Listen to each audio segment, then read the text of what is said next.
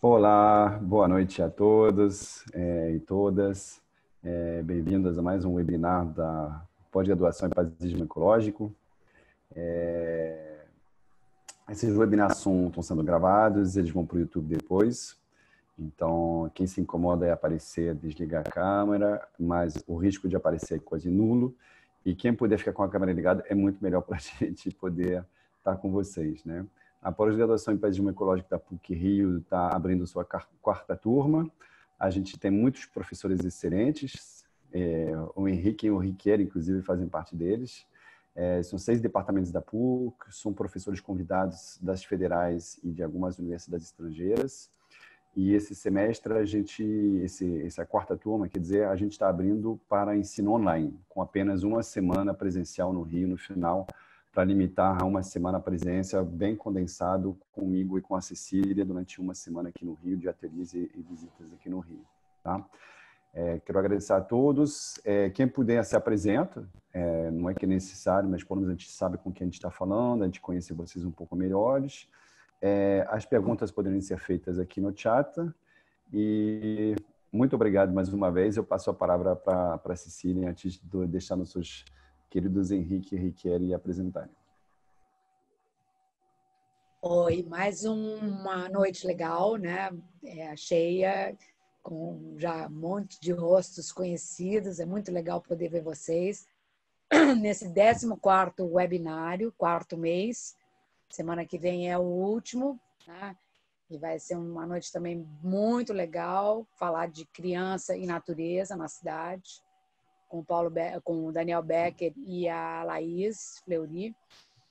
Então, hoje a gente está assim, se encaminhando lá para o fechamento do webinário, um pouquinho com aperto no coração, porque foram 4 meses, tem sido 4 meses assim, bem legais. Eu acho que essas quartas-feiras têm sido assim, momentos de interação, né, onde a gente recebeu muitas pessoas que, além de serem pessoas incríveis, pessoas que conhecem muito do que são muito knowledgeable, né, são muito conhecedoras dos temas que elas trazem. Então, são pessoas muito ricas, né? Eu acho que essa troca tem sido assim muito boa, né? A gente tem tido vocês aqui, a maior parte de vocês é recorrente, então é muito feliz que isso esteja acontecendo. Essa pós que a gente está abrindo no dia 8 de setembro, ela é uma pós-graduação inovadora desde o começo, né? Que a gente tem, acho que é a única no Brasil, e a gente é interdisciplinar, por isso que o Henrique e o Riqueri dão aula nela, né? São parte da parte biológica, da parte dos bióticos lá. Mas, enfim, a gente passa por diversas temáticas, é super rico. E as turmas também são muito... Acho que todo mundo que se engaja nisso que a gente está fazendo, né? São pessoas muito legais, muito boas a gente conhecer e se relacionar. Principalmente nesses momentos que a gente está vivendo, né, onde tem desafio de tudo que é lado. E eu queria muito que vocês colocassem o nome de vocês, com a cidade, instituição, porque é muito bom a gente saber de onde são vocês todos, né? Então, e a gente depois guarda esse chat e fica... E além do que, para quem precisa do certificado, eu errei na divulgação, eu botei um link errado. Eu achei que era o mesmo link para o mês inteiro e botei o link da primeira. Então, vai ser um problema aí com a questão da certificação. Mas, de qualquer maneira, a gente gosta muito de saber quem está aqui, né? E de ter essa memória. Então, vou passar a palavra para o Riqueri, que ele é meu consultor, um dos meus consultores em árvores. Todo dia eu mando uma foto com a semente, para o Rick. Socorro, que árvore é essa? Como é que eu planto? O que eu faço com isso? Qual é a dormência da semente? Então, ele sabe tudo, né? De ecossistemas, né? De restauração florestal, né? Eu acho que é uma honra tê-lo aqui hoje. E, na sequência, vai entrar o Henrique Rajão, que é meu consultor de pássaros, né? Então, toda vez que eu tenho um passarinho, eu faço a minha consultoria, né? Os dois estão rindo porque isso é bastante frequente, né? E eu não consigo guardar o nome dos passarinhos, das árvores sim, as árvores eu consigo, mas os pássaros eu pergunto sempre os mesmos pássaros. Fico até com vergonha, mas eu não consigo registrar. Então, hoje eu estou com 2 hiper queridos aqui, professores maravilhosos e amigos também. Então, o Rick vai abrir e depois o Henrique vai falar sobre pássaros, né? Um vai falar sobre a questão dos ecossistemas na cidade, e depois o Henrique entra com a fauna e a ecologia urbana na veia hoje, tá? Vamos lá. Obrigada pela presença de vocês dois e de vocês todos. Posso compartilhar, Cecília? Pode. Está aparecendo aí?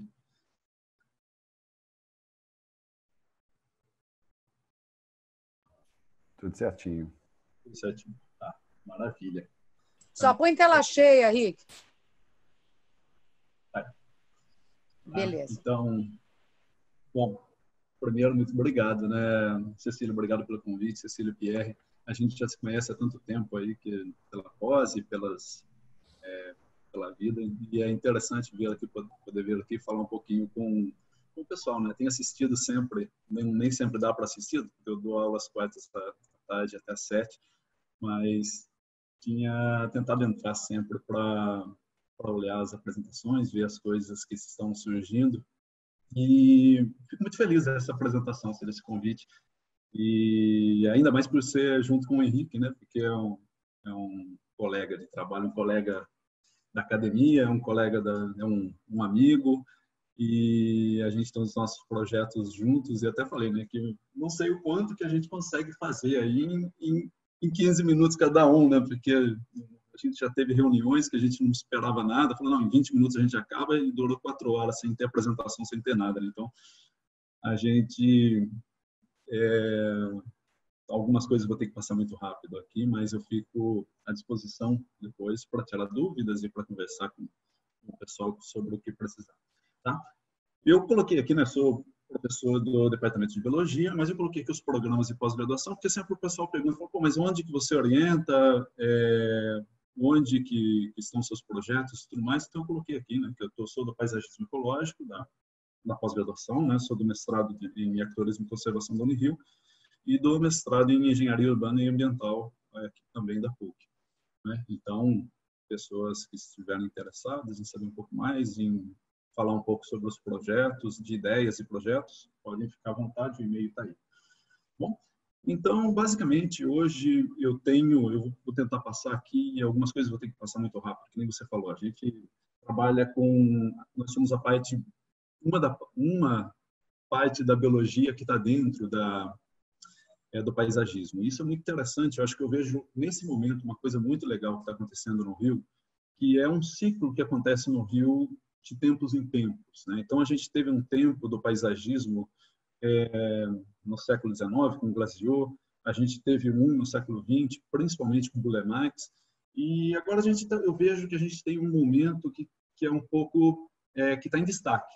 Então, o paisagismo está em destaque, as pessoas elas pensam muito em utilizar a questão das plantas e tudo mais, seja dentro do apartamento, seja na rua, visualizar mais essa parte verde dentro da cidade. E essas coisas são muito interessantes. A gente tem uma possibilidade nesse momento de fazer uma coisa que se destaca, né? Então, por exemplo, o que fez com que Glaziot se destacasse?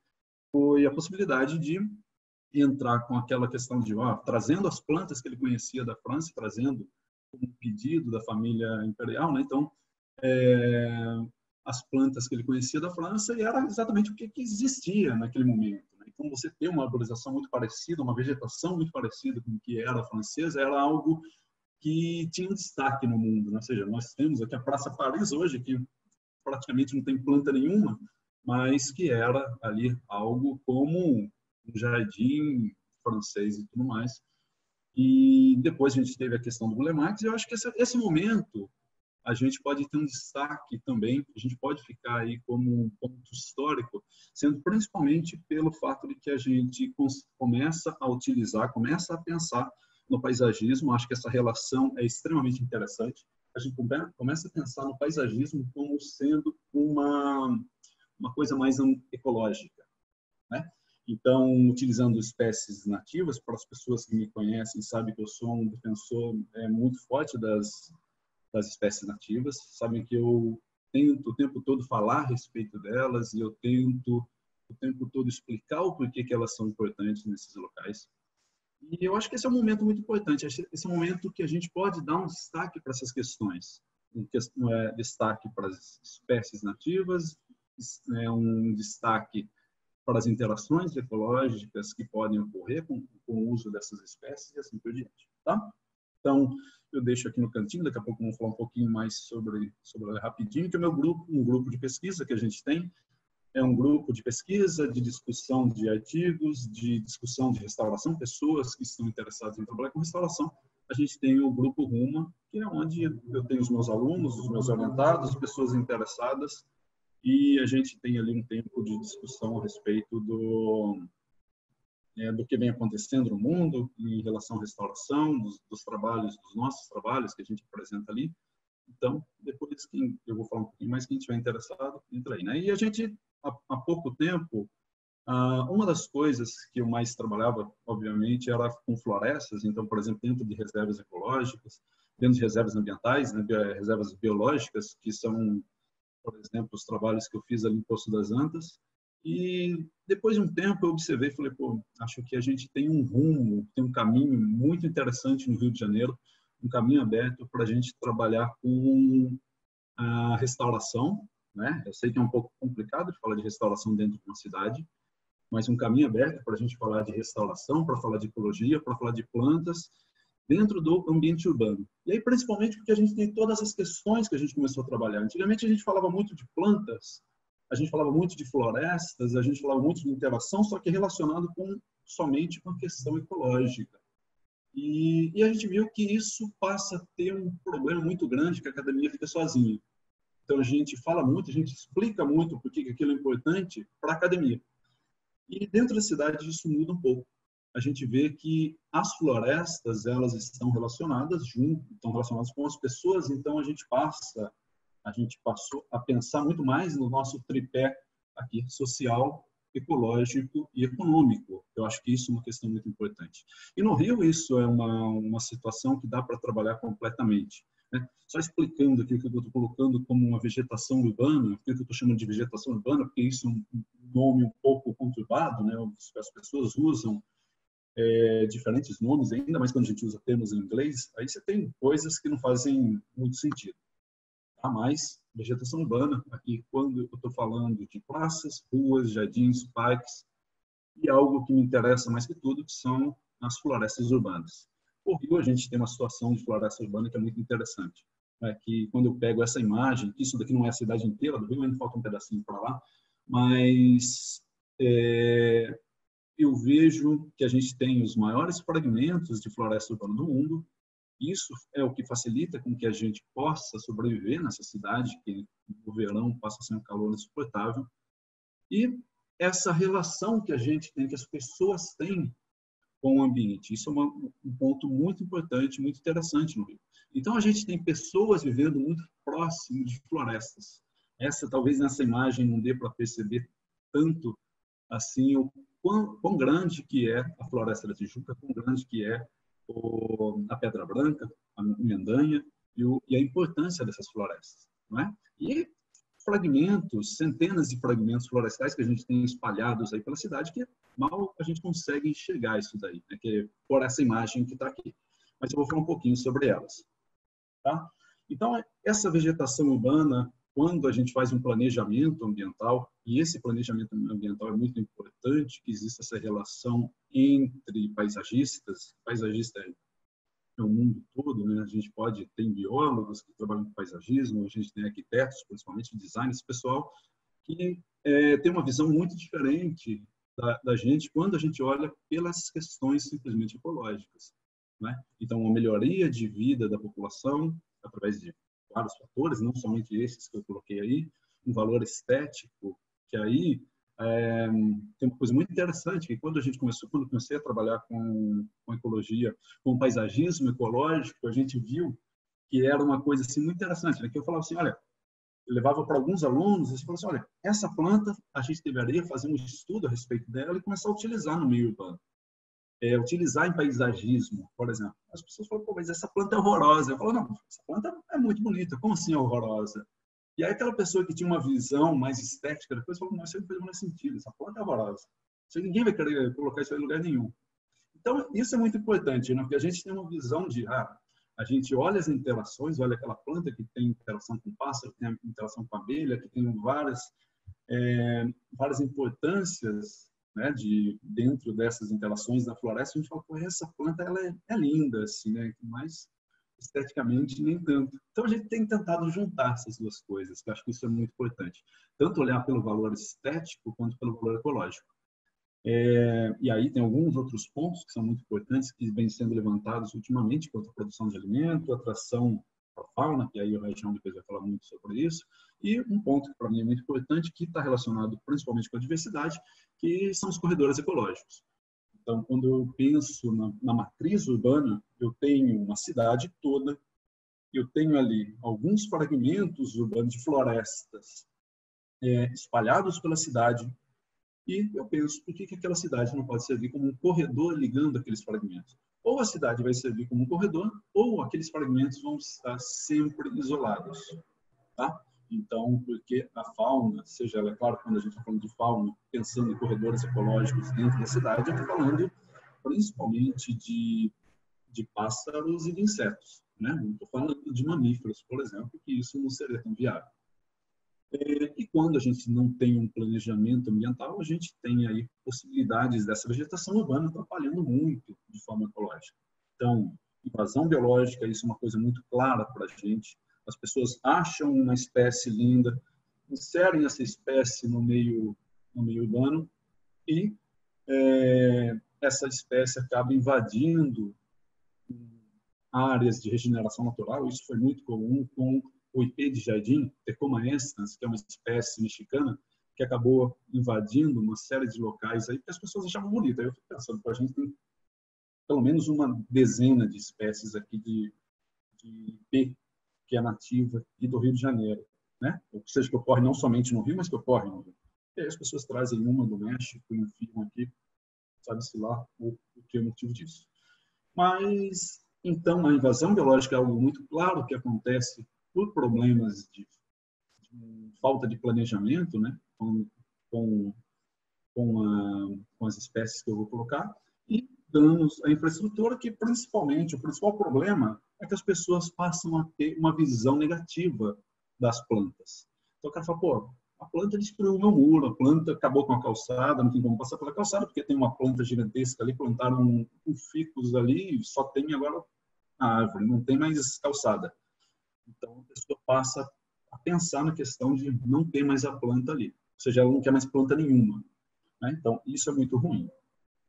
Tá? Então, eu penso aqui com 3 fatores importantes dentro da cidade: a conectividade, diversidade, aí pensando em diversidade de espécies, poderia chamar isso aqui de biodiversidade. Eu tenho um pouco de receio quanto a esse nome de biodiversidade, né? Porque muita gente chama muita coisa de biodiversidade. Então, eu fico um pouco com receio, que é sempre a palavra que está na mídia. Então, essas palavras eu sempre tenho um pouco de receio. Não estou dizendo que seja errado usar, né? Mas sempre estou dizendo aqui, falando de diversidade de espécies, e eu preciso compreender isso. E um terceiro fator, aí, talvez seja o maior problema que eu tive dentro das turmas de paisagismo, ou das conversas, isso nas turmas, eu digo mesmo que seja num grupo de WhatsApp, é a questão de espécies nativas. Isso é algo que agora vem melhorando muito, mas já cheguei a ter muitos problemas quanto a isso. Já tive alunos que levantaram e falaram, não, vou embora. Não dá para ter a pessoa falando daquela planta, que a planta que eu uso que está errada, né? E aí, eu falo assim, não, tudo bem. Isso não vai fazer com que ela passe a ser nativa e não vai tirar os problemas que muitas vezes ela causa. É claro que a espécie ser exótica não é o problema. O problema é muitas vezes o fato dela ser invasora ou outros problemas que, se der tempo, eu vou falar mais para o final. Tá? Quanto à conectividade, a gente tem algumas questões aqui. Eu tenho, por exemplo, essa imagem eu já coloquei, no Rio a gente tem essa situação em que eu vejo aqui eu tenho uma conectividade entre esses 3 fragmentos urbanos que são muito grandes, né? Então, Pedra Branca e Floresta da Tijuca são tidos aí como os 2 maiores fragmentos de floresta urbana do mundo. E eu vejo que elas não estão completamente isoladas. Eu vejo que existe uma ligação entre elas, a mesma coisa entre a Pedra Branca e Mendanha. Isso é muito interessante. Aqui, depois eu percebi que eu tinha deixado um fragmento muito importante de fora aqui da minha linha. Eu também fiz as pressas dessa linha, mas que isso daqui é a floresta do Camboatá. Tá? Então, acabei deixando ele de fora, mas foi sem querer. Depois eu vi e falei, não, eu vou deixar ele de fora e assim eu dou um destaque para ele depois, que é uma floresta extremamente importante que a gente está correndo o risco de perder para virar um autódromo. Isso em qualquer parte do mundo seria uma piada. No Brasil é algo que é possível que aconteça. Bom, mas só vai acontecer se a gente permitir. Tá? Então, a gente tem uma situação hoje que é muito interessante, essa conectividade. Tá? Olha, aproximando um pouco mais aqui para a Zona Sul, eu tenho um tanto de fragmentos e o tanto de relação que eu tenho entre esses fragmentos. Por exemplo, eu fui colocando certo aqui com todo esse movimento que eu tenho possivelmente de fauna entre um fragmento e outro. Por exemplo, aqui eu tenho a Floresta da Tijuca. Dificilmente as espécies chegarão da Floresta da Tijuca aqui para a Urca diretamente, mas eu tenho essa transição de um fragmento para o outro. Aqui eu tenho o Morro da Saudade e aqui eu tenho um fragmento que eu considero um dos mais importantes do Rio de Janeiro, mas que ele é muito pequeno, mas que eu considero como tendo uma importância muito grande, que é o Parque do Martelo.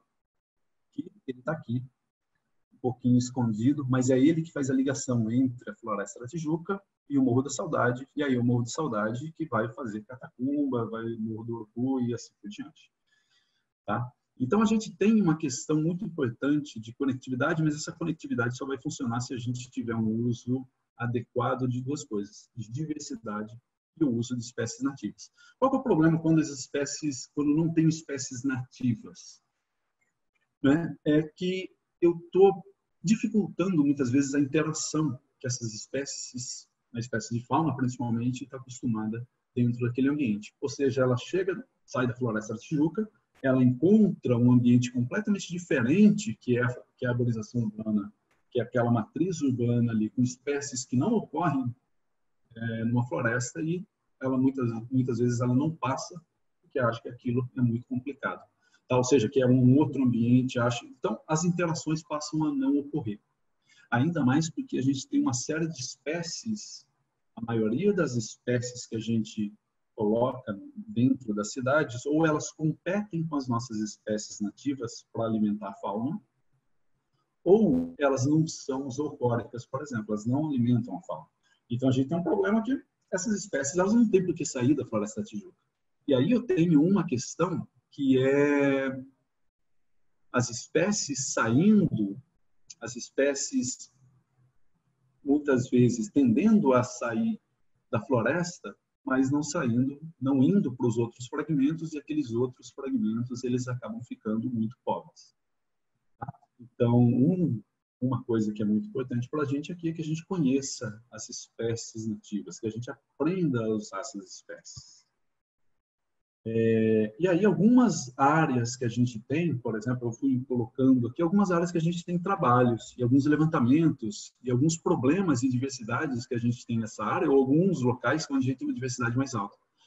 Eu coloquei aqui, óbvio que eu não vou falar de todos eles, que eu não sei como é que o Pierre vai fazer para me avisar quanto tempo eu tenho, mas eu vou tentar explicar aqui esses trabalhos.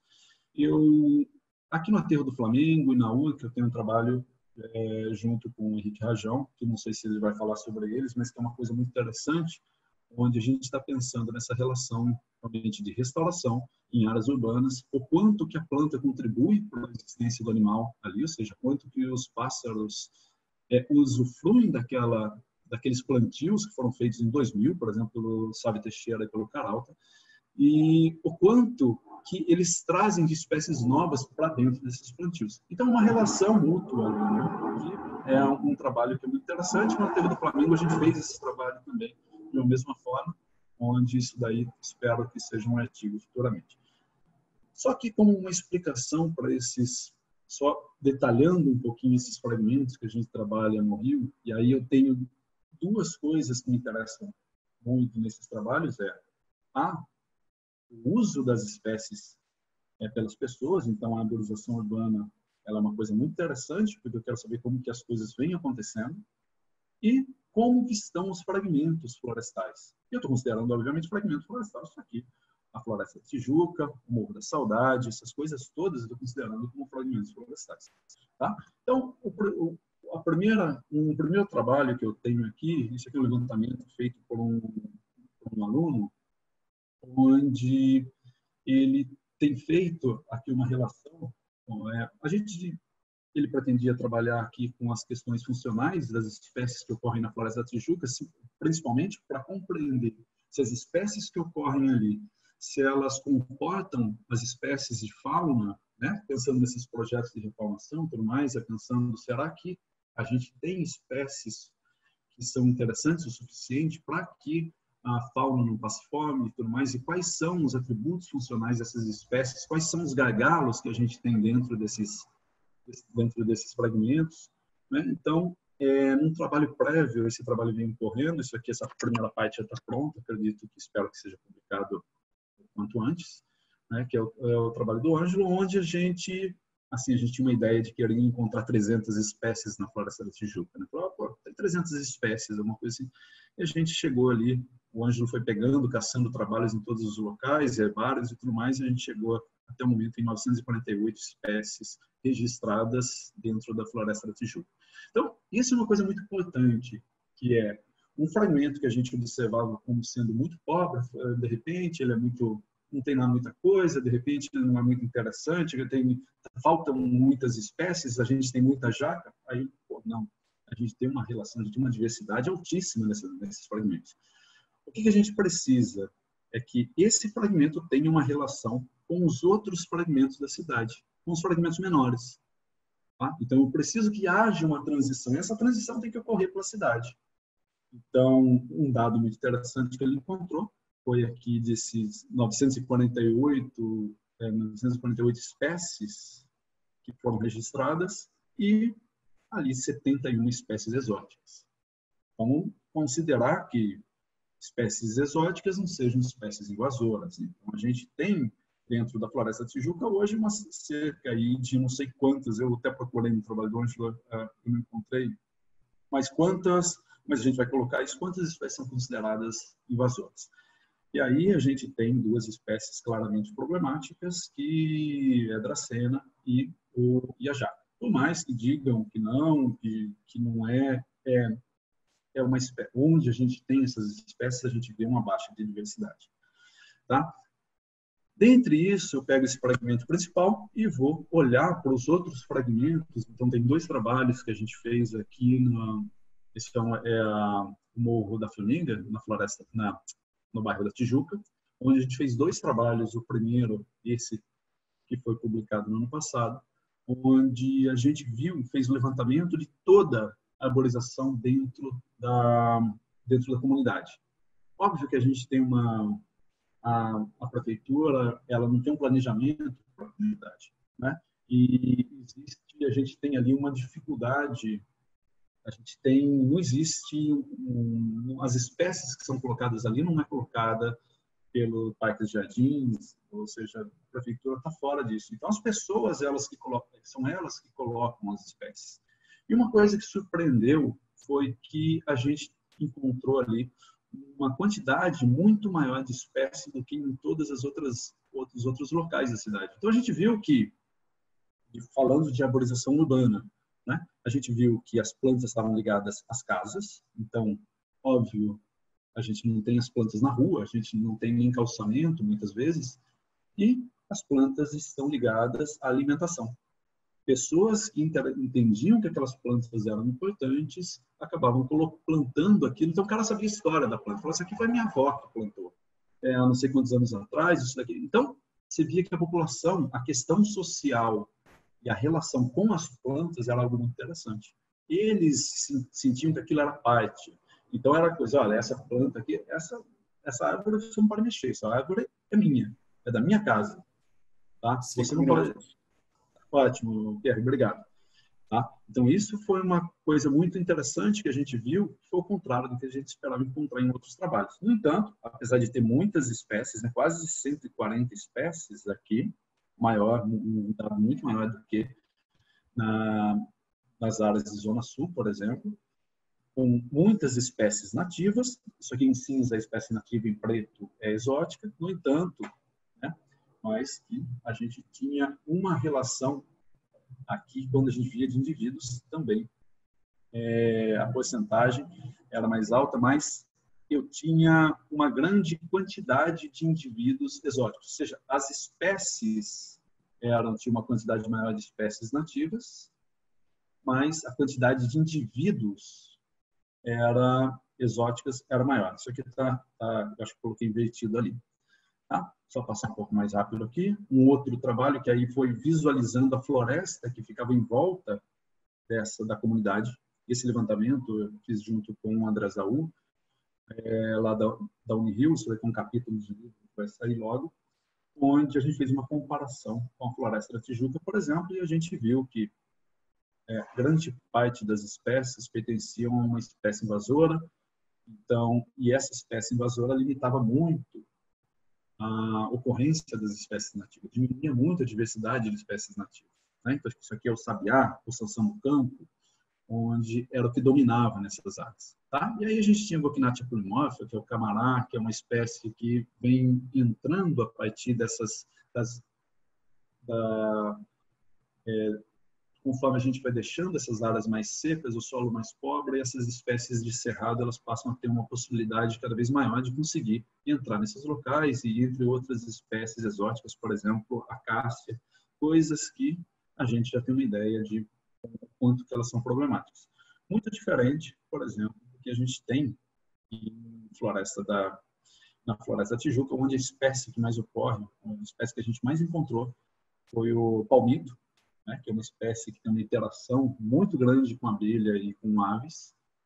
E aqui, uma espécie autocórica, que não é dispersa por aves. Tem a polinização feita por apis mellifera, mas até onde eu tenho visto de alguns trabalhos mostrando que as abelhas nativas elas não têm muita interação com essa espécie, com a planta. Né? Então, as interações passam a ser muito menores. Alguns outros trabalhos que a gente vem fazendo, isso daqui também está submetido, espero que saia logo, onde a gente se surpreendeu, que a gente fez o levantamento do Maitá todo, e a gente percebeu que a quantidade de espécies que a gente tem no Maitá é muito menor do que o que a gente encontrou lá no Morro da Formiga, e as pessoas elas tinham uma dificuldade muito grande de compreender a espécie. Então, por exemplo, lá no Morro da Formiga, quando a gente parava para falar com alguém sobre as espécies, a gente chegava e falava, olha, o que você acha dessa espécie? O cara dava o nome, dizia quando que iria frutificar, quem plantou, a história toda da planta. Aqui no Maitá a gente viu muitas entrevistas que a gente foi fazendo com as pessoas não sei, eu vi que tem uma planta aqui, eu vi que tem uma árvore, óbvio que isso a gente pode generalizar, mas de forma ampla era algo assim, né? Tipo, não sei muito bem o que é isso. Eu sei que essa planta ocorre aí e muitas vezes suja no quintal, está quebrando meu muro. Então, as pessoas não têm uma interação com a planta, principalmente porque a planta foi colocada. As pessoas chegaram ali, o planejamento sem planejamento que não tem participação da população, e as pessoas elas simplesmente passaram a engolir aquela floresta que eles têm na frente de casa, sem dar muita importância, muitas vezes, para quais espécies que ocorrem. E a gente tem aqui, só para ter uma ideia, a quantidade de indivíduos exóticos, né? Então, 1.078 de indivíduos exóticos e 124 nativos. Aí, 64 espécies exóticas e 24 nativas, ou seja, a quantidade de espécies nativas ali é muito menor. Ou seja, aquilo que é usado hoje nessas áreas urbanas, a gente tem uma diversidade baixa, e aí, quando eu falo de diversidade, ela está relacionada não somente com as espécies que são usadas, mas a quantidade que eu tenho para cada um dos indivíduos, e apesar de eu ter ali 64 espécies, tem mais ou menos 88, 98 espécies ali, 88 espécies, eu sei que grande parte delas ocorre um indivíduo ou dois indivíduos. Então, esses 24 indivíduos nativos, eles são meio raros, e são as pessoas que colocam. Algo que hoje não é permitido, né? E, obviamente, isso faz sentido que não seja permitido. Mas isso mostra que as pessoas elas não conhecem as espécies nativas. Então, por exemplo, por que a gente tem cena de Sião sendo plantada na cidade, sendo que a gente tem uma série de outras espécies parecidas que são nativas? Por que a gente tem ipês de cerrado sendo trazidos para cá e sendo plantados na rua, sendo que a gente tem espécies nativas de cerrado, daqui, de ipê, e que, assim, na opinião minha, né, são espécies muito mais bonitas? Por que elas não são usadas? Então, a gente passa a ter essa coisa, que é um uso de espécies que já vem por uma relação de glaciou. Já há 150 anos, o cara veio e colocou, ou mais, né, eles colocou aquelas espécies e a gente continua usando essas espécies dentro da cidade. De novo, por que eu acho que isso é ruim? Mesmo que a espécie não seja invasora, mesmo que a espécie não seja alelopática, não cause algum problema, eu acho que é ruim porque as interações muitas vezes são prejudicadas. Daqui a pouco eu vou falar um pouquinho melhor sobre isso. Um outro trabalho, a gente vem fazendo um levantamento no Parque do Martelo, e aí eu vejo que, apesar de ser um fragmento pequeno, a gente encontrou ali 40 espécies, mais ou menos, que é uma diversidade baixa, né? Ou seja, uma riqueza baixa de espécies para uma área como aquela. E essa diversidade baixa, apesar de ter um monte de espécies zoocóricas, essa diversidade baixa, ela dificulta o estabelecimento de outros fragmentos que vêm a seguir. Então, eu tenho muitas espécies chegando ali, porque ela está muito próxima da Floresta da Tijuca, só que a partir dali, os indivíduos vão, teoricamente, para o Morro da Saudade. E no Morro da Saudade, eu passo a ter um outro problema, que é o seguinte, nesse outro trabalho aqui, que esse também é um capítulo de livro que está saindo, de um trabalho aqui do Carlos, ele fez esse levantamento, em que a gente viu que quase 80% das espécies pertencem à espécie aqui, Mimosa caesopiniforme. Ou seja, que é uma espécie exótica. A gente já comprovou, através de um outro trabalho, que essa espécie alelopática não permite que as espécies nativas se estabeleçam, então ela faz com que a gente tenha uma diversidade baixa nesses locais. Ela reduz muito a diversidade nesses locais e faz com que muitas interações muitas interações não ocorram ali. Tá?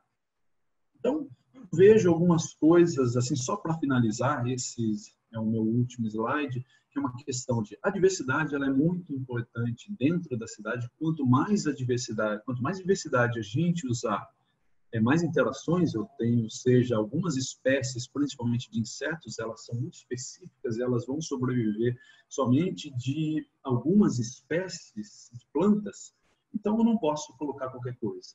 E muitas vezes eu coloco uma espécie exótica e aí eu falo assim, não, tem tal local que a diversidade é altíssima. Aí eu vou lá, olho, tá, a diversidade é alta, no entanto, tem um monte de espécies exóticas. Eu tenho um tanto de espécies que não contribuem para que haja uma rede de interações ali. Tá? Então, quais são os problemas? Por exemplo, eu coloquei aqui uma amendoeira, tá? Muitas pessoas olham para ela e falam, pô, mas ela não é invasora. Tá bom, a gente tem registros muito pouco delas serem aí invasoras em locais muito pouco prováveis, principalmente em áreas de restinga, tá? Mas também ela não é uma invasora tão complicada de ser controlada. No entanto, a gente tem um problema que é o seguinte, esses fragmentos florestais que a gente tem na cidade, eles dependem principalmente da chegada de frutos. Se eu não tenho frutos nativos chegando, a regeneração ela vai ser estagnada.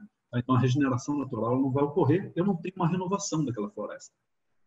E por que não está chegando? Por que não estão chegando os frutos de espécies nativas? Então, porque os animais eles preferem, obviamente, eles preferem se alimentar de espécies exóticas, ou seja, os nossos frutos são pequenos, os nossos frutos nativos eles são pouco atrativos para a fauna. Então, é muito mais fácil, por exemplo, o morcego, que é um grande dispersor que a gente tem, ele ir atrás de uma amendoeira, por exemplo. Então, eu tenho amendoeiras aqui roídas por cutias, por morcegos. É muito mais fácil elas irem atrás dessas espécies do que ir buscar as espécies nativas.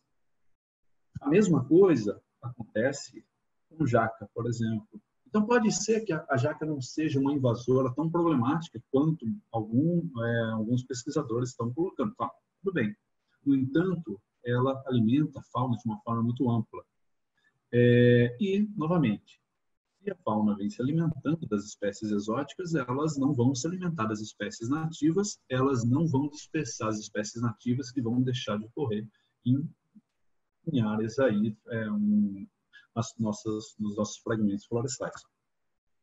Mesma coisa para as espécies de ficus, né? Cuidado com o amigo Henrique, que precisa de tempo para apresentar também. Já passou 15 minutos? Muito.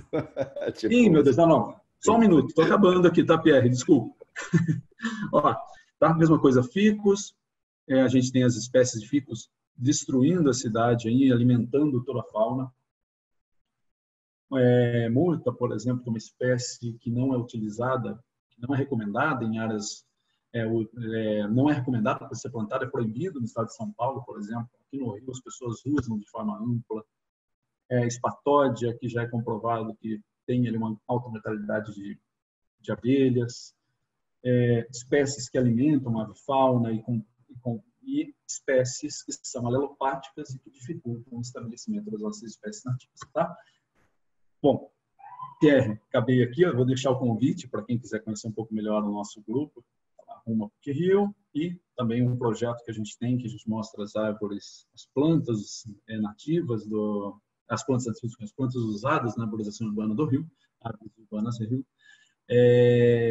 E desculpa, Pierre e Rajão, aí pelo tempo. Tá? Como eu falei, isso aqui, de repente, se deixasse, a gente falaria durante 2 horas a respeito desse assunto. Deixa eu tirar aqui. Obrigado, Riqueri.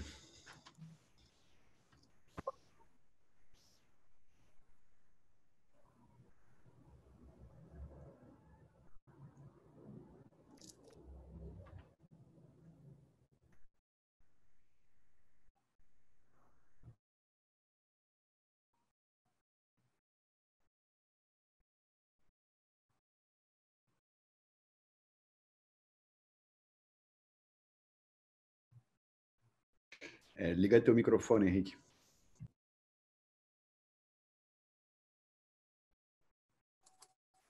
Estão me ouvindo? Sim, tá ótimo. Sim, sim. Então, boa noite, gente. Delícia ouvir o Riqueri falando. Agradecer a Cecília, agradecer a R pelo convite. E é um prazerzão enorme estar aqui conversando com vocês. Bom, vamos lá, né? Senão a gente não vai conseguir terminar. Eu sou professor da PUC, né? Assim como o Riqueri, do Departamento de Biologia. Eu sou biólogo, mas eu trabalho basicamente com aves, né? Com pássaros e aves, mas trabalho com macacos também, trabalho com fauna em geral. E de um tempo para cá, não era a minha tradição, assim, né? Não é a minha formação, de um tempo para cá eu trabalho com ecologia urbana, principalmente com aves urbanas, né? E isso foi uma mudança na minha cabeça. Então, um pouco do que eu vou falar tem a ver com uma mudança que aconteceu no meu próprio pensamento, né? E aí esse primeiro slide que eu estou mostrando, né, é uma ideia muito interessante do Maslow, que é a ideia de que uma cidade, por mais alterada que ela seja, né? Então, a gente vai falar muito do Rio de Janeiro, né, que é onde a gente trabalha, então acredito que tenham pessoas aí de outros estados, peço desculpas por isso, mas a gente trabalha no Rio, essencialmente, né? E então essa ideia do Maslow é de que uma cidade, por mais alterada que ela seja, ela é um ecossistema, ela tem ecossistemas dentro dela, né? Então, assim, tudo que a gente pensa em termos de ecossistema, de interação entre espécies, né?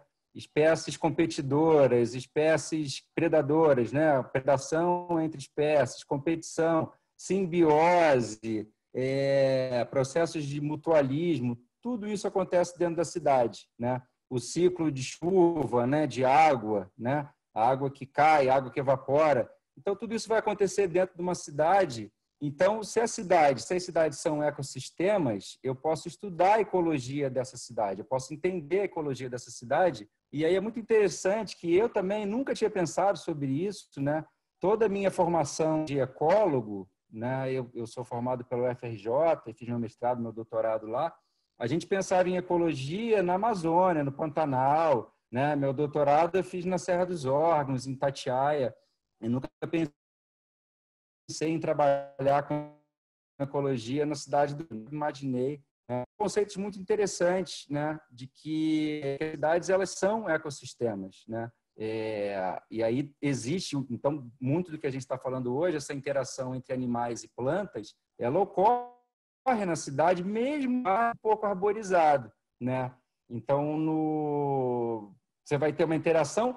Pode ser que você não queira esse tipo de interação, né? O Rick trouxe várias questões com relação a espécies exóticas e fauna se alimentando de frutos de árvores exóticas, enquanto poderia estar se alimentando de uma nativa. Mas existe essa interação. Então, o morcego ele vai estar se alimentando e dispersando aquela semente da amêndoa ou uma semente de uma jaqueira, né? Um outro animal. Tá? Então, esse é um primeiro conceito muito interessante. As cidades são ecossistemas, né? E aí, pensando no paisagismo, que é muito legal, mas esses ecossistemas estão funcionando bem, né? Nem sempre. Então, essa água que cai numa cidade, por exemplo, está indo para onde?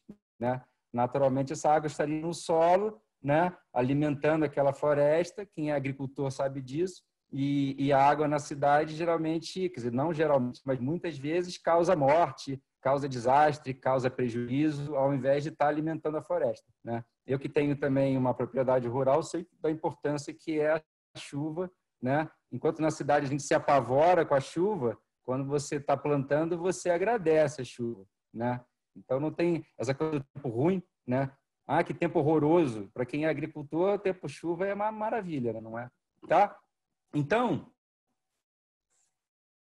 existe uma tradição na ecologia que é de trabalhar com áreas que a gente chama de naturais, né? A cidade não seria essa área natural, né?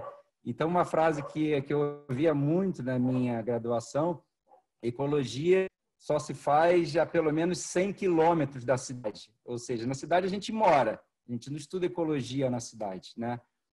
Então, pensando no Parque Nacional da Tijuca, por exemplo, que é uma das maiores florestas urbanas do mundo, né?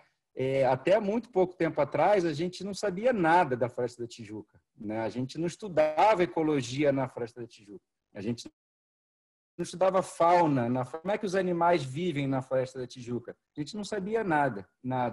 Isso num parque nacional, né, dos mais visitados do país, numa das maiores florestas do planeta, urbanas, e que dirá em outras áreas, né, como o que os saguis, né, estão se alimentando em Copacabana, no Leblon, Ipanema, no Meier, na Tijuca. A gente não sabia nada. Então, não existia uma tradição de estudos em cidades, né? Isso está mudando, né? Isso está mudando muito nas últimas décadas, tá? E algumas razões para essa mudança, né, estão relacionadas, obviamente, a várias constatações, né? Então, assim, hoje a gente sabe que a maior parte dos ecossistemas é modificado pelo homem, né? E é urbanizado, né? A maior parte da população mundial hoje mora em cidades, né? No Brasil isso é mais característico ainda, mais forte ainda, né? E são essas pessoas da cidade, são essas estruturas urbanas que são responsáveis, né? Principalmente pelo nosso consumo, né? Pela nossa pegada, são responsáveis pela destruição dos ambientes naturais. Então, na verdade, assim, nós estamos concentrados nas cidades, né? Já vou chegar lá na fauna, e nós, através do nosso consumo exacerbado, somos nós que impactamos essas áreas não urbanas, né? Então, a pressão sobre a Amazônia, por exemplo, ela vem muitas vezes, né, em grande do consumo urbano, né? Então, enfim, tudo isso fez com que cada vez mais pesquisadores hoje no mundo inteiro se voltassem para entender como que funciona essa cidade. E aí tem uma coisa que é muito legal, que eu tenho trabalhado muito, né? Eu tenho muitos projetos com observação de aves, não é nem só a questão da ecologia urbana, do estudo ecológico na publicação de artigos, de livros, mas é estudar esses ecossistemas urbanos para informar as pessoas, os habitantes da cidade, olha, na tua janela tem pelo menos 30 espécies de pássaros, de passarinhos, e esses pássaros se alimentam disso, daquilo, e eles fazem um ninho desse tipo. E aí o que acontece? É muito mais fácil você mostrar a natureza para um sujeito urbano, né? Uma natureza que está na janela dele, do que você mostrar alguma coisa que está na Amazônia, né? Então, é muito mais fácil você falar de tucano, por exemplo, um tucano que está no quintal de casa, né? Para quem mora no Rio de Janeiro, do que você falar de um tucano no anel, uma população de tucanos que moram na Amazônia. É didático, né? Se eu falar de tucano e mostrar o tucano, então, por exemplo, a gente faz um passeio de observação de aves no Jardim Botânico, né, do Rio, e a gente observa ali centenas de espécies de aves, e essas pessoas muitas vezes nunca tinham visto um tucano ou um papagaio ou um periquito e veem aquilo ali no quintal de casa, né? Então isso é muito mais didático do que você mostrar isso na televisão, por exemplo, né? Como é que vive esse papagaio lá na Amazônia ou no Pantanal? Então, existe hoje uma compreensão, né, de todos de que esse conhecimento, ele sendo adquirido na própria cidade, né, eu mostrar essas interações na própria cidade é muito rico e, eventualmente, você conscientiza uma pessoa urbana, né, uma pessoa que mora na cidade, sobre um problema ambiental, você conscientiza ela mostrando a natureza que está no quintal da casa dela, né? E ela vai ter uma percepção disso muito maior do que se você contar uma história ou mostrar um documentário sobre a Amazônia, ou Pantanal, ou Antártica, por exemplo, né? Então, aí tem alguns números para vocês observarem. Deem uma olhada, por favor, nesses números. Isso é só sobre espécies de aves, tá? De pássaros.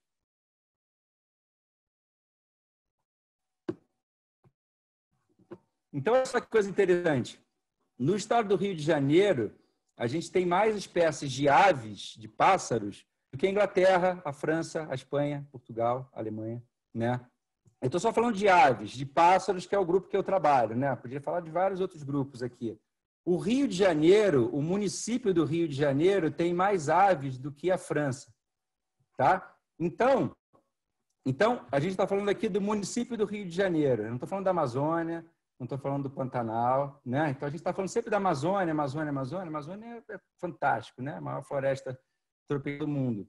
Mas então um morador da cidade do Rio de Janeiro, por exemplo, um morador da cidade do Rio de Janeiro, ele pode observar, né, da janela de casa dele, ou ele indo até o Parque Nacional da Tijuca, Jardim Botânico ou Aterro do Flamengo, ele pode observar mais espécies de aves do que um francês em todo o país dele, né? O Pierre, por exemplo, teria menos aves para observar no país, né, do que na cidade do Rio. Tá? Sim, lógico, entendo. Vamos lá. Então, eu vou falar de alguns estudos nossos, muito rapidamente, né? Um dos estudos que a gente tem é o estudo sobre o tucano do bico preto, né? Esse tucano que está aqui.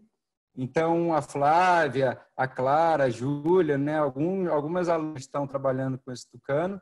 Esse tucano, ele é uma espécie super interessante, porque é uma espécie de flora de semente, né? Ele se alimenta dos frutos e engole a semente, e essa semente sai depois nas fezes.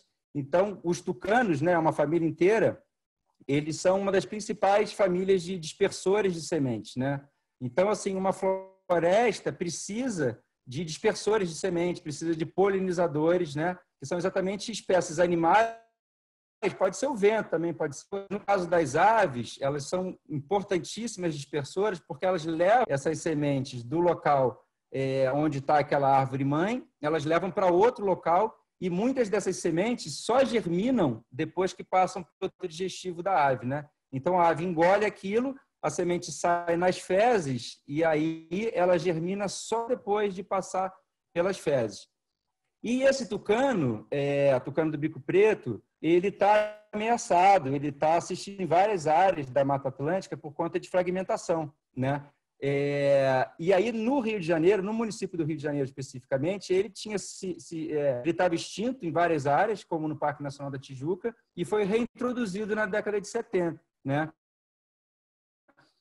E aí é muito interessante, porque nunca foi estudado, então é uma dispersora de sementes fantástica, né? Certamente tem uma importância enorme para as florestas urbanas do Rio, e ele nunca tinha sido estudado. Então, a gente estava tucano na Amazônia, estudava tucano no Pantanal, mas não estudava tucano num ambiente urbano, né? Como se ele não tivesse uma importância. E a gente hoje está estudando tucano e a gente já sabe que ele se alimenta de todas essas espécies aqui, né? Isso é um estudo pontual feito no Jardim Botânico do Rio. A gente planeja aumentar esse estudo depois para toda a Floresta da Tijuca e para outras áreas, tá? Então, todas essas espécies aqui são consumidas pelo tucano, tá? Então, e aqui tem uma coisa muito interessante, né? O que o Riquelme estava colocando, agora a gente está olhando pelo lado dos bichos, né? Várias dessas espécies que o tucano se alimenta no Jardim Botânico. O Jardim Botânico é um jardim, né? Ele tem uma função de conservação ex situ, então tem várias espécies exóticas ali. Várias dessas espécies que o tucano se alimenta são de fato exóticas, né? Porque estão lá na coleção viva do Jardim Botânico. Então, o Jardim Botânico, com as espécies exóticas, ele tem desempenhado um papel importante na manutenção do tucano, dessa população de tucano, né? Que em várias outras áreas da Mata Atlântica está super ameaçado de extinção. E então essas espécies exóticas têm cumprido um papel, mas isso a gente pode discutir depois. Enfim, eu também, a gente está só, no caso do tucano, a gente está só investigando. A gente não tem uma opinião formada se as espécies exóticas são boas ou ruins, né? Um outro projeto que a gente tem agora é a produção dessa espécie de tucano, né? Então, uma espécie que está ameaçada de extinção, é fundamental que existam recursos para que ela possa se alimentar, para que ela possa se reproduzir. E aí tem uma coisa muito interessante na cidade do Rio. Um dos fatores limitantes para a reprodução de aves em cidades é exatamente a presença de grandes árvores que tenham cavidades, né? Então, vários trabalhos mostram isso. E a cidade do Rio, né, principalmente o Parque Nacional da Tijuca e o Jardim Botânico, tem mostrado que tem uma oferta muito grande desse recurso de árvores centenárias que tenham grandes cavidades para o tucano fazer o ninho, né? E aí tem algumas fotos desse ninho, né? Os filhotes, então os ovos são colocados dentro da cavidade. Aqui tem 2 filhotes, né? Essa cavidade, ela normalmente é forrada com coquinhos, né? Pode ser açaí, pode ser jussara, né? E aqui já os filhotinhos, né? Então, quando a gente pensa... Então, são alguns exemplos, né? Assim, eu tenho vários outros estudos. A gente tem estudo com macaco prego, interação entre macaco prego e jaqueira, né? Mas aí fica horas aqui falando. Então, primeira coisa, a gente está avançando nesse conhecimento, a gente sabe muito pouco, né? Sobre fauna urbana, sobre os papéis que essa fauna desempenha, mas a gente já sabe, a gente tem uma ideia de que essa fauna urbana ela pode desempenhar uma série de serviços ecossistêmicos, né? Então, por exemplo, polinização, né? Beija-flores, você tem uma família inteira de aves que presta esse serviço fantástico, que é o serviço da polinização, né? Dispersão de sementes, né? Que a gente acabou de falar. Então, as aves frugívoras, as aves que se alimentam de frutos, elas desempenham esse papel, né? Controle biológico, as aves insetívoras, aves que se alimentam de insetos, ou aves que se alimentam de roedores, por exemplo, né? Corujas, gaviões. E um dos serviços mais fantásticos e que mais me empolga hoje em entender, que são esses serviços culturais e serviços de lazer, né? Que as aves, particularmente, mais até, as aves e outros grupos, mas as aves prestam esse serviço de uma maneira muito fantástica, que é como as aves são muito bonitas, como as aves são diurnas, né? Você consegue observar, cantam muito bem, as aves prestam um serviço muito fantástico, que é o serviço de mostrar a natureza para um habitante, para um cidadão urbano, né? Então, um cidadão urbano que muitas vezes não está conseguindo perceber a natureza que está ao redor dele, né? Que está indo para o trabalho estressado, com muitas preocupações e com muito barulho na cabeça e com muito, né? As aves têm essa capacidade de mostrarem que a natureza está ali, né? Então a gente tem feito esse passeio de observação de aves no jardim. Existem vários outros e a gente mostra isso para as pessoas urbanas e já, sim, eu já testemunhei em passeios pessoas chorando no final do passeio porque diziam que não tinham a menor ideia de que tinha tucano na cidade do Rio, de que tinha coruja na cidade do Rio, que tinha tia-sangue na cidade do Rio. Então, pessoas da cidade que se emocionaram profundamente com as aves, né? E aí eu tenho milhares de histórias para contar sobre isso. Pessoas que se emocionaram com as aves e aí passaram a prestar atenção nas árvores, passaram a prestar atenção nos rios, passaram a prestar atenção nos insetos, nas borboletas, passaram a prestar atenção na floresta, que vão para a floresta para observar a ave, né? Isso é o que a gente chama de serviço, né? Ecoturismo, observação de aves, fotografia, pintura de aves, pode ser meditação, né? Atividades biofílicas. Aí aqui Henrique? eu trouxe só algumas fotos. Oi? 5. Tá, beleza. Não, vou só mostrar umas O tempo fotos. não passa, estou aqui, passou muito, mas estou ok. Vai fundo, termina. Não, mas você não tinha me avisado dos 5, eu não sabia. Não, mas tudo bem, porque estava muito bom, mas vai. Então, aqui, gente, rapidinho, 5 minutos mesmo. Então, são só alguns exemplos, né, de aves presentes na cidade do Rio de Janeiro e que desempenham esse papel, né? Então, beija-flores fantásticos, espécies fantásticas, né? Polinizadores, balança-rabo de bico torto, o besourinho da mata, todas elas aves que a gente pode observar no Jardim Botânico ou na maioria dos bairros do Rio, da janela de casa, se tiver um bosquezinho, às vezes uma única árvore, né? Beija-flor tesoura, que é super comum, beija-flor preto, beija-flor de fronte violeta, que é hiper comum, pode ser observado na maioria dos bairros da cidade do Rio, no centro da cidade, por exemplo. Se alimentando no malvavisco, por exemplo, né? Uma espécie exótica, né? Se reproduzindo na cidade do Rio. Jacupemba, um dispersor de semente fantástico, de grande porte, que está ameaçado, não essa espécie, mas outras espécies como a jacutinga, por exemplo, estão extremamente ameaçadas por caça em outras áreas de Mata Atlântica e no Rio de Janeiro, por causa dessas florestas urbanas, desses parques urbanos, conseguem sobreviver bem. Jacupemba com filhote. Então, é um dispersor de semente, saracura, né? Dispersora de semente. Tá? Vários passarinhos, né? Pássaros pequenos, como os sabiás, são dispersores fantásticos de semente. Então, assim, o Rick falou um pouco, as florestas, sem essas espécies, não só aves, como morcegos também, né? As florestas não perduram, né? Então, na verdade, você pode plantar uma floresta num projeto de recuperação, por exemplo, e se não existirem os dispersores de semente, essa floresta ela vai morrendo e ela vai desaparecer. A tendência dela é desaparecer com o tempo, né?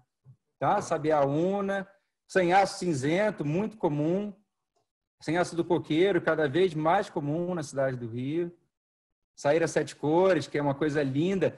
Então, essas espécies, além de elas cumprirem papéis ecológicos importantíssimos, né? E que a gente sabe que elas desempenham, mas a gente tem muito pouco estudo na cidade mostrando isso. Elas desempenham um papel cultural muito importante também, né? Saíra sapucaia, gaturamo, ferro velho, está acabando já aqui, Cecília. Os urubus desempenham um papel importantíssimo, né, como detritívoros, né? Na natureza como um todo, eles desempenham esse papel. As corujas, né, como controle de roedores, por exemplo, né?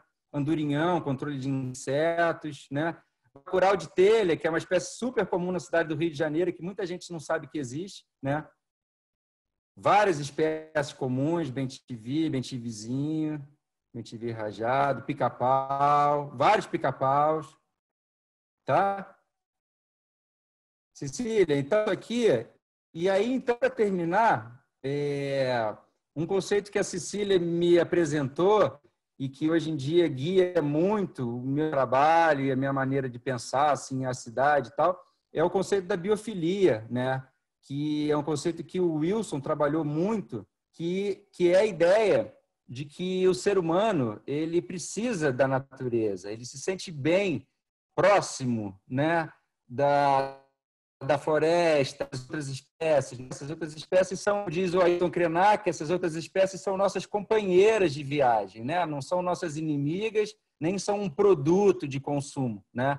Então, a cidade, como hoje, né, boa parte das pessoas vive na cidade, e como são as pessoas da cidade quem são as principais causadoras, né, dos grandes impactos, né, pelo nosso consumo desenfreado, conhecer esses ambientes, levar esses ambientes florestais, levar esses animais, né, o conhecimento desses animais, que está na cidade, que é onde a maioria das pessoas vive, né, isso é uma ferramenta fantástica de conscientização, de educação para as pessoas da importância da natureza para a vida humana, né, para a vida de todos nós, senão de outra maneira, como diz o Krenak, né, estamos caminhando para um possível fim, né? E eu acho que a cidade tem essa possibilidade, a gente tem essa possibilidade muito bacana, que é de, mesmo na cidade, mostrar como a natureza funciona, como os ecossistemas funcionam. Cecília, obrigado, desculpa aí o... Não tem desculpa nenhuma, cara. É a única coisa que a gente tem um tempo limitado mesmo, né? Então, eu fico assim com dó, porque a gente tem muita coisa para explorar. A única coisa legal é que eu vou continuar com vocês daqui para frente no curso, né? Então a gente vai fazer aulas, eu vou assistir de novo as aulas de vocês, porque é imperdível agora com essa metodologia online, vai ser mais legal ainda. Eu acho que a gente vai ter novas possibilidades, né, de explorar esse conhecimento todo de vocês. E eu acho que vocês dois, né, fizeram assim uma apresentação muito, muito emocionante, pelo menos para mim, né? Eu acho que toda vez que fala em biofilia, né, e começa a falar da natureza e dessas interrelações e como é que a gente é ignorante mesmo, né? A gente vive na cidade e é muito, muito ignorante, né? Eu fui aprendendo ao longo, né, assim meio no tranco. Meu aprendizado foi bem autodidata, né, nessa área principalmente. E, enfim, foi rápido, tanto que eu sou hoje presidente da Sociedade para Ecologia Urbana no Brasil. E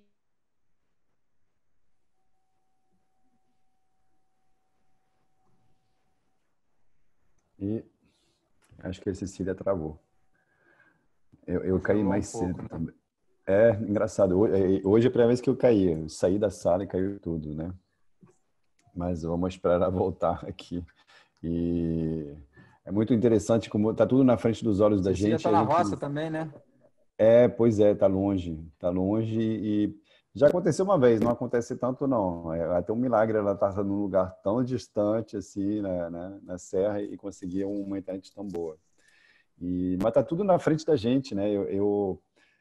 Na frente da minha casa eu tenho um pé de goiabeira, eu tenho uma bio, né? E eu moro numa rua sem saída.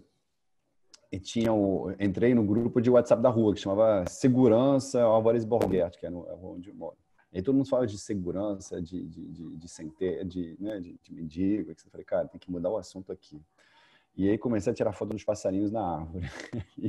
E aí eu te aluguei, inclusive, Henrique, um monte de vezes para achar os nomes, né?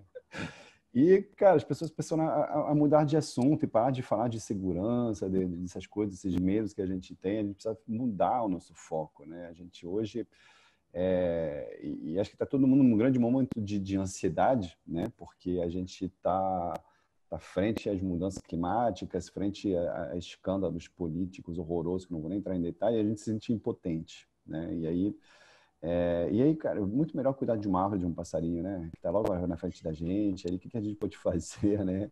Que tipo de espécie a gente pode plantar? Eu vi que tem o Antônio da Combotani, que falou da fruta do sabiá, né? Que atrai um monte de pássaros, né? Que até hoje eu não experimentei essa planta, estou muito curioso de testar ela, de plantar, nunca plantei, né? Mas no início da tua apresentação, Riquelme, passando já para as perguntas, teve um monte de pergunta, um embate aí sobre exóticas e nativas, né? E acho que uma das perguntas que vem mas será que as exóticas também não têm um papel na nossa cidade? Será que porque eu tenho um vídeo que me marcou muito, que é um vídeo do movimento das placas tectônicas. Não sei se você já viu esse vídeo.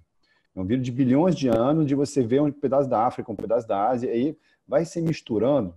É tipo, as placas tectônicas é um grande liquidificador, e a gente tem aqui, na verdade, o que é Brasil hoje, já foi África, já foi Ásia, já foi China, e a gente sabe que tudo, né, tudo mexe, e eu vejo muitas vezes assim, a gente faz visita técnica e tá lá o ser humano falando mal da jaqueira. Não, porque a jaqueira é uma espécie exótica, invasora. Eu falei, cara, ser humano, você não tem moral nenhuma para falar isso, sério. Assim, tipo, cara, assim, em termos de espécie exótica invasora, o ser humano dá um banho em tudo, né?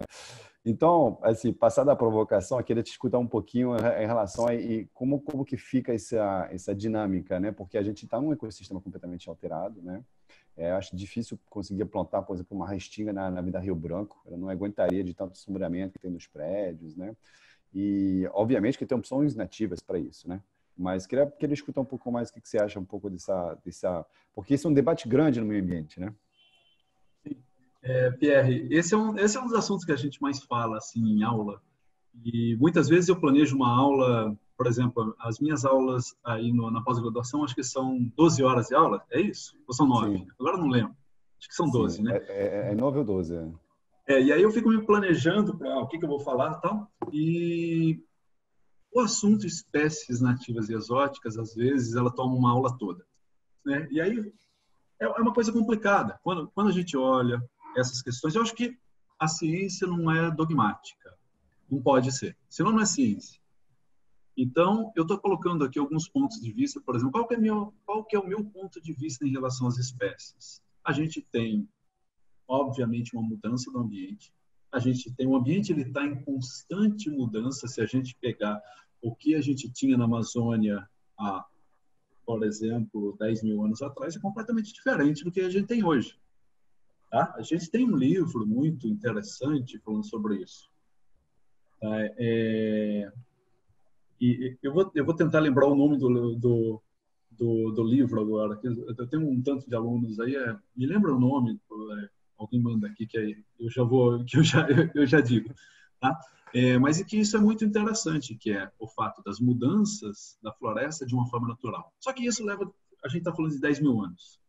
Quando a gente entra com uma condição de a gente está inserindo uma espécie e essa espécie está provocando uma mudança intensa e essa mudança intensa está fazendo com que um tanto de outras espécies se extinguam, eu sinceramente eu olho para isso e penso que eu sou realmente a favor de recuperar, muito mais do que recuperar áreas de florestas.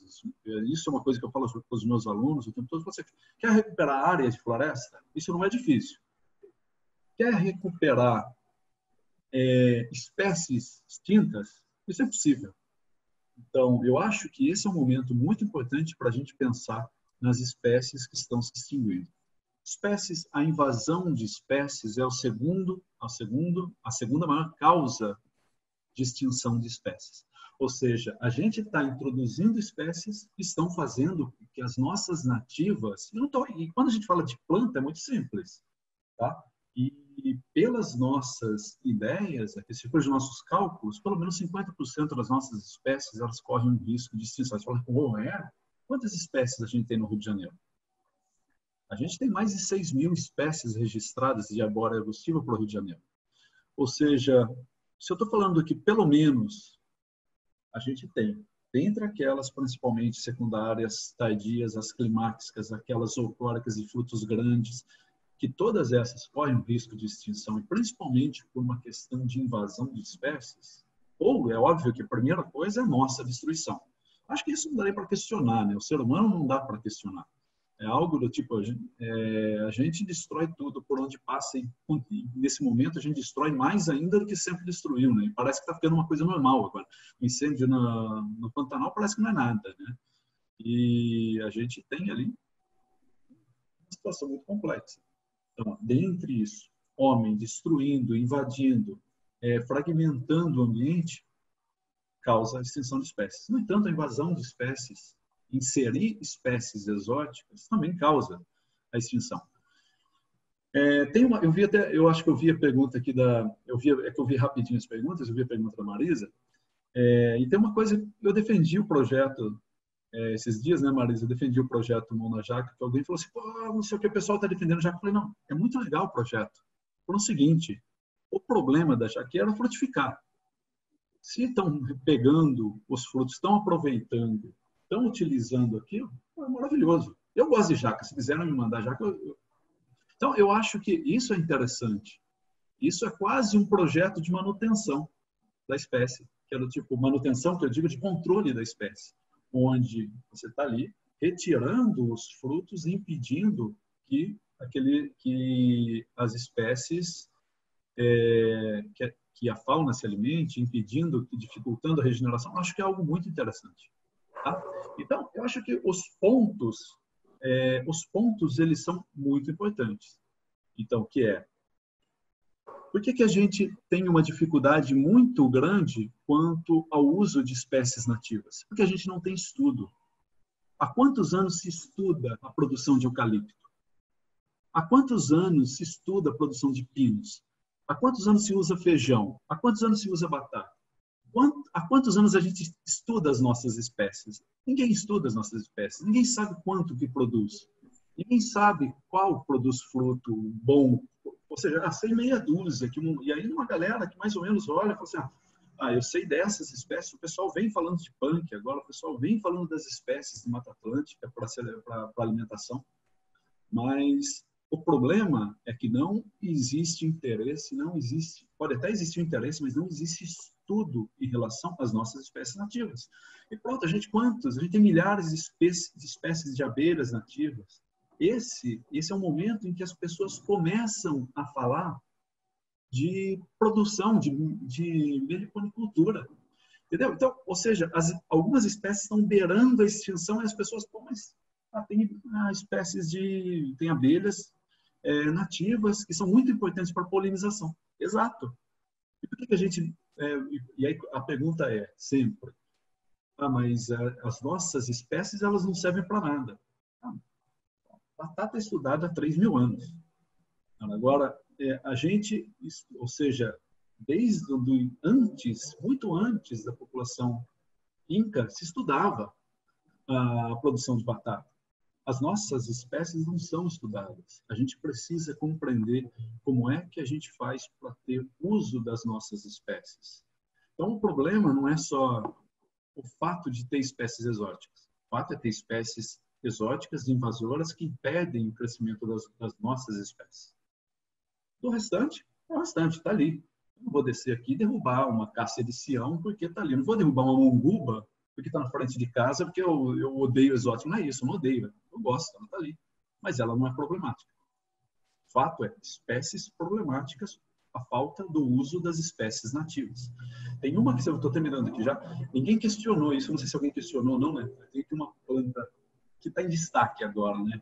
Aparentemente, tem 2 plantas que entraram em destaque nos últimos meses. Quem trabalha com paisagismo deve saber disso, né? Que é a costela de Adão. Teve um boom nos últimos meses, né? Gente procurando. E aí teve uma espécie muito interessante que as pessoas passaram a procurar elas agora nos últimos meses. E aí surgiu uma história, a begônia, exatamente, a Alice colocou, a begônia maculata. E aí eu vi uma história, um cara explicando, a begônia maculata é uma espécie que foi um cruzamento de uma espécie nativa com uma espécie europeia, e um pesquisador europeu da faculdade e tal, ele trouxe para cá e agora todo mundo quer. Essa foi a palavra, a espécie mais procurada na internet, tanto no Pinterest, tanto no Instagram e tal, o que foi citada foi a begônia imaculata. E aí eu fui ver, falei, pô, será que essa espécie é exótica? Pô, tem coleta feita por Saint-Hilaire, por exemplo, aqui no Rio, de 1840. Ou seja, tem espécies no Jardim Botânico, registrado no Jardim Botânico, está lá, o exemplar de 1840. E as pessoas, não, essa é uma espécie que veio da Europa, um pesquisador europeu cruzou isso com aquilo. Não, claro que não, essa é uma espécie nativa. E agora as pessoas estão começando a dar um valor. E talvez as pessoas inventem essa história de ser uma espécie que um pesquisador europeu inventou para dar valor para a espécie, porque senão as pessoas vão olhar, é nativa? Ah, não, eu não quero. Então não tem valor nenhum. Entendeu? Então, isso é muito interessante, assim, que a gente passe a observar, olhar, pelo menos pensar. Isso não quer dizer que eu vou sair com uma motosserra aqui derrubando a arborização urbana do Rio, tá? Porque a arborização urbana do Rio é 80% de espécie exótica. Não é isso. É o fato da gente pensar, tentar planejar algo para daqui a pouco, tá? Entendendo Acho que você tocou... Pode falar, Cília. Acho que você tocou num ponto super importante, que é muito responsabilidade dos paisagistas, né? Das pessoas que fazem jardim, né? Não no paisagista no sentido que a gente encara lá, assim, né? Que entende a paisagem, o processo da paisagem, mas o paisagista, como tem esse conceito comum, né? Mais, que é quem faz jardim, né? Então, quem faz jardim vive do exótico, do diferente, do único. Na época que eu fazia jardim, tinha gente lá que queria plantas que ninguém tivesse. Ninguém tivesse. Então, tinha que ser uma planta que vinha, sabe, Nova Zelândia, Austrália, qualquer lugar. Não, só eu tenho essa planta. Então, tinha uns viveiros que eram especializados em plantas que ninguém tinha, que eram exclusivas, porque na hora que você estava com uma planta muito exclusiva, muito cara, é porque você era muito exclusivo, muito cheio de dinheiro. Uhum. Então, eu estou vendo, neste momento, um movimento, até tem gente aqui que faz parte do movimento do paisagismo Mata Atlântica, o Marcelo está por aí, que eu vi que ele veio, eu e o Pierre fazemos também, vai ter até um seminário em outubro, se eu não estou enganada, acho que é outubro, não me lembro o dia, que a gente vai participar, então a gente vai abrir, já está aberto até as inscrições, depois a gente divulga isso também. Então, hoje está tendo um movimento muito legal de valorização das nossas espécies, das nossas nativas. Eu acho que tem vários coletivos, muita gente engajada, que está fazendo um movimento ao contrário do bacana, do moda, do volta para o que eu tenho de valor, né? O que tem nosso, quais são as nossas frutas, quais são as nossas árvores. E eu acho que aí você tocou nesse... Porque existe uma questão afetiva, assim, né? Uma vez eu fui dar aula lá em Campos e tinha quando eu falei de roseira tal, eu quase apanhei de uma aluna, né? Ah, mas a minha avó... No final do curso, ela falou assim, Cecília, eu não gosto mais de roseira. Eu falei, mas não precisa deixar de gostar da roseira. Entendeu? Porque não é uma questão de eu gosto ou eu não gosto. Era muito mais para entender a questão da ecologia, né? Quais são as relações dentro desse ecossistema, né? Quem beneficia, prejudica. Então, entender essas relações e como esses serviços ecossistêmicos são vitais para a gente. Então, eu acho isso daí uma discussão apaixonante. Já tive várias aqui durante a noite. O Henrique já teve, inclusive, comigo aqui, né, Henrique? Com o Sérgio Olay, etc., né? Aqui na época, né? A gente tinha verdade, eu e o Sérgio Olay, então era assim, noite inteira discutindo sobre essas questões. Mas eu acho que o que foi abordado hoje é extremamente rico, extremamente urgente que a gente reflita, né? E eu acho que a gente está acabando o tempo, né, Pierre? Eu não quero... Mas eu acho que é muito, muito pertinente, né? Acho que essa discussão é uma longa discussão, né? Inclusive, essa relação que vocês dois trouxeram hoje é muito urgente que as pessoas entendam, né? Que tem toda a relação entre a vegetação e a fauna, né? E os serviços ecossistêmicos, né? Pela manutenção dos ecossistemas biodiversos, né? Então, eu acho que isso daí assim, muito urgente mesmo que seja ventilado e que seja discutido com mais frequência, né? Eu acho muito obrigada aí pela contribuição de tanta gente, né? Eu acho que eu não sei se o Pierre está aí, porque eu não estou vendo o Pierre, mas ele está aí, que ele já botou. Já botou o convite da semana que vem. A semana que vem a gente vai ter 2 pessoas incríveis também, que é o Daniel Becker, que é um pediatra. Ele tem a pediatria integral, né? É um conceito que ele lançou. Ele tem um TED incrível, quem não viu, veja, Criança Já para a Rua. Ele é uma pessoa sensacional, já foi médico sem fronteira, sabe? Assim, a gente se conheceu justamente num evento que a Laís, lá do Criança e Natureza, do Instituto Alana, promoveu quando começou esse trabalho aqui no Brasil, né? Dessa pesquisa aí de Criança e Natureza aqui no Brasil, e me convidou e convidou o Daniel também para fazermos uma palestra lá em São Paulo. E aí a gente se conectou e são pessoas incríveis. Então, semana que vem a gente vai trazer essa questão importantíssima da relação das crianças. Queria agradecer muito, né, Pierre? Quer fechar? Não, eu acho que a gente pode deixar pro... Eu fecho depois do Henrique do... Não, eu digo assim, passar a palavra para eles. Eu ia te passar a palavra, você passar a palavra para eles, mas então eu também posso passar. Pronto, foi. Então, Rajão e Riquieri querem dar assim, fechamento, e que a gente já deve estar passando das 8 aí, eu não estou com o relógio aqui, mas... Falta 4 minutos, então tá no tempo bom, certo. Então estamos no tempo. Doutor Rajão primeiro, né, poxa? Eu acho que ele tá no mudo, Raj. Henrique, liga o seu microfone.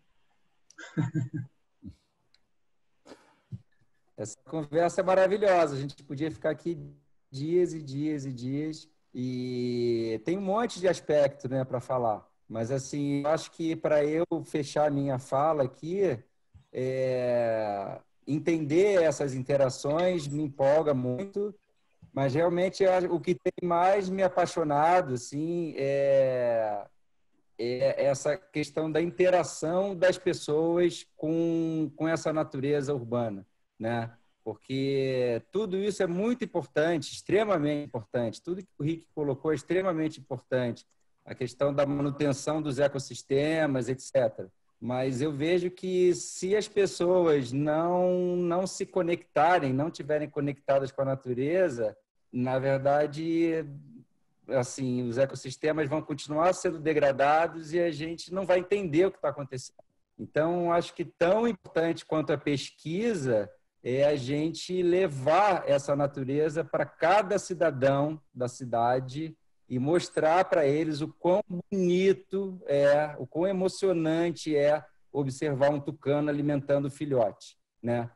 Então, termino a minha fala falando que isso é o que tem mais me emocionado. E aí convido todos e todas que estão nessa sala aqui a abrirem a janela, irem para o quintal, e mesmo quem está no apartamento preso agora, tem um amigo meu que diz que de qualquer janela da cidade do Rio você observa 30 espécies de pássaros, pelo menos 30 espécies. Então abram a janela, abram os ouvidos, abram o coração.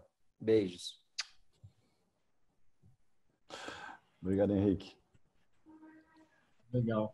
Não tem muito para falar. Depois do Henrique, a gente fica meio sem jeito, né? Poxa. Mas é ótimo isso tudo, que é muito legal essa interação. A gente tem feito alguns trabalhos juntos e uma coisa muito importante é assim, eu pelo menos deixo meu grupo em aberto para a gente conversar sobre essas questões, de repente a gente ter a possibilidade de falar um pouco mais sobre algumas espécies. Eu acho que isso é muito importante, né? A gente, como nós, eu e Henrique, como biólogos, a gente vê uma situação muito complexa, né? Você falou assim, quantas espécies, por exemplo, um médico trabalha, né? Então, e com quantas espécies a gente trabalha? Óbvio que ou seja, é extremamente difícil da gente compreender tudo o que vem acontecendo. E é muito legal assim, a gente poder parar realmente essa questão de parar, observar as espécies que a gente tem em volta, tentar compreender que algumas coisas que a gente considera como sendo ruins, algumas coisas que a gente considera como sendo danosas, né? Por exemplo, tem uma árvore na frente de casa, está sujando a minha calha. Tentar parar, observar aquilo, compreender o que exatamente que aquilo significa, quais são os problemas reais. Então, eu acho que a gente deve valorizar muito mais realmente as nossas florestas, a gente deve valorizar muito mais aí as nossas espécies, tá? E eu acho que é o que a gente tem de mais importante para deixar aí para o futuro. Ótimo. Obrigada. Amo. E também não posso deixar de agradecer a esses participantes maravilhosos, né, que nos acompanham aqui já no 4º mês. Né, aí passo aí para o Pierre fechar. Muito obrigado, muitos colegas, muitos alunos, muita gente que a gente vê toda semana, tem gente que já virou meu amigo aqui, amigos e amigas aqui. Muito bom poder contar com vocês. Vamos divulgar, vamos compartilhar essa fauna, essa flora, vamos mostrar, assim, eu acho que a mensagem do Henrique assim, toca muito a gente. Vamos compartilhar, né? Em vez de compartilhar mais notícias, vamos compartilhar a foto dos nossos pássaros, das nossas frutas, né? Nossas mudas, essas coisas todas que estão por aí. Quero agradecer muito a todos. Semana que vem, mais um webinar, Crianças na Cidade, Crianças na Natureza. E obrigado a todos que estão aqui. Só uma coisa antes de você fechar. Claro. Viva a Floresta do Camboatá. Isso. Eu acho que é fundamental a gente levantar essa bandeira aqui. Tá? Ainda bem que alguém lembrou, porque eu anotei, mas eu não olhei minha nota. Verdade. Mas vamos muito aí importante. Trabalhar para manter a Floresta do Camboatá, que é um absurdo, num espaço para botar autódromo em cima. Eu acho assim absolutamente insano, que na verdade é um grande negócio imobiliário. Então, gente, vamos trabalhar aí pela Floresta do Camboatá. Isso. Desculpa, Pierre. Não, imagina, não tem que pedir desculpa. Pode wrap up aí. Para a Floresta de Camboatá não tem desculpa, não. Pode ir. E quem procura mais informações não está sabendo desse ato de ignorância aí perante um dos últimos fragmentos de baixada ali, SOS Floresta de Camboatá. Aí vocês vão encontrar, tem no Face, tem no Instagram, assim, é um movimento muito forte. Hoje mesmo estava mandando informações sobre como os fragmentos de vegetação de floresta têm um raio de 200 a 250 metros, né, de resfriamento em volta, estudos científicos para poder dar uma resposta àquele escândalo que está aquele estudo ambiental. Queridos, a luta continua, muito bom estar juntos, vamos embora, mais natureza para frente. Tchau, boa noite.